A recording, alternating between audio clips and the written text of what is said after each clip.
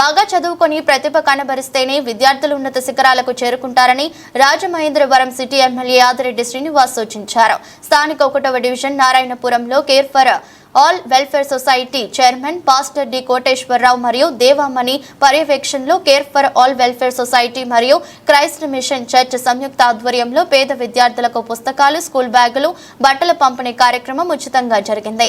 ఈ కార్యక్రమానికి ఎమ్మెల్యే ఆదిరెడ్డి శ్రీనివాస్ ముఖ్య అతిథిగా హాజరై పేద విద్యార్థులకు వాటిని పంపిణీ చేశారు.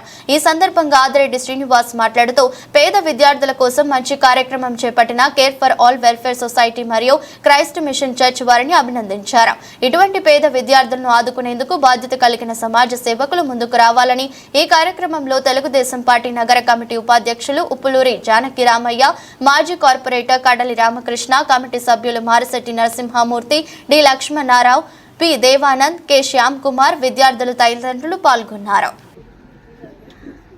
తెలుగుదేశం పార్టీ సీనియర్ నాయకులు కడలి రామకృష్ణ గారికి, తెలుగుదేశం పార్టీ నగర ఉపాధ్యక్షులు జానకిరామ్ గారికి, నా సోదర సమానులు అబ్దుల్లా గారికి, ఇతర పెద్దలకు, మీడియా వారికి అందరికీ నమస్కారం. సంఘస్థులకి నమస్కారం.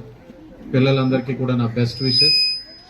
ప్రతి ఇయర్ మీతోటి వచ్చి క్రిస్మస్ నేను పాల్గొంటున్నాను. ప్రతి ఇయర్ కోటేశ్వరరావు గారు మిస్ అవ్వకుండా మరి నన్ను తీసుకొచ్చి మీతో క్రిస్మస్ పాల్గొనే అవకాశం కల్పిస్తా ఉన్నారు. ఇది ఒక అదృష్టం. ఎందుకంటే కొన్ని ఇన్స్టిట్యూషన్స్ తోటి విడదీయని బంధం ఉంటుంది.